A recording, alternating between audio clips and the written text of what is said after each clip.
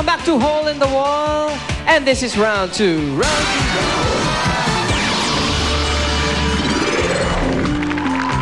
2. Tuloy-tuloy po tayo. Kayo ay nakikinig pa rin ng Love Line. At ito pa rin ang inyong Dr. Lover. Meron po na tayong caller. Hello?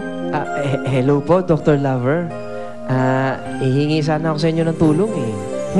Sa tono ng boses mo, ikaw ay isang prinsipe na naguguluhan sa isang prinsesa dahil hindi mo malaman kung totoong prinsesa nga ito o hindi. Oo, tama po yun. Ang galing nyo naman. Paano nyo nalaman? Napanood kita sa Hole in the Wall kahapon. At ang masasabi ko lang dyan, ang tunay na prinsesa, mahinihin sa lahat. Sa ugali, maging sa boses. Ngayon, kung wala siyang kahihiyan katulad ng prinsesang yan na si Steph, alam mo na kung ano ibig sabihin. Siya ay hindi tunay na... Hoy! Uy! Sandali! Uy! Ay. Pambira ka, Steph. Bakit mo tinapon? Ha? Alin? Bakit mo tinapon yung radyo? Ay, yung radyo. Tingnan mo yung tuloy yung boses ni Dr. Lover. Parang nalulunod. Ano? Hindi. Alam mo, tigilan mo na yung pakikinig kay Dr. Lover na yan, ha? Hira ka. Wala ituturo yan sa'yo kundi puro kalokohan. Alam mo, Steph, nagdududa na ako sa'yo, ha? Ay, mamaya mo na ako pagdudahan. Paglaruin muna natin itong gustong manalo ng jackpot. Okay? Umpisahan natin sa Team Dance Freak. Okay, dito sa round na to, 30 points ang perfect score. Reminder, sa round na to, bawal magpalit-palit ng position once ma-reveal ang wall. Kung ready na kayo? John at Chito, play na! Sila. Laglaga na!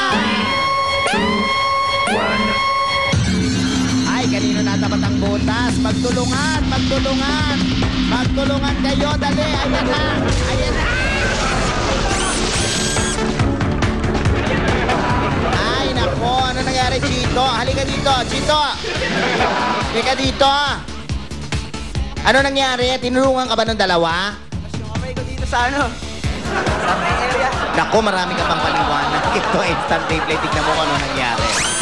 Ayun po, ang posisyon. Oh, mag-handstand. Pero, Konti na. Sige ba? Uy! parang ayun na eh. Tignan mo, ang tamang formation. Oh, ginagawa niya walang tulong.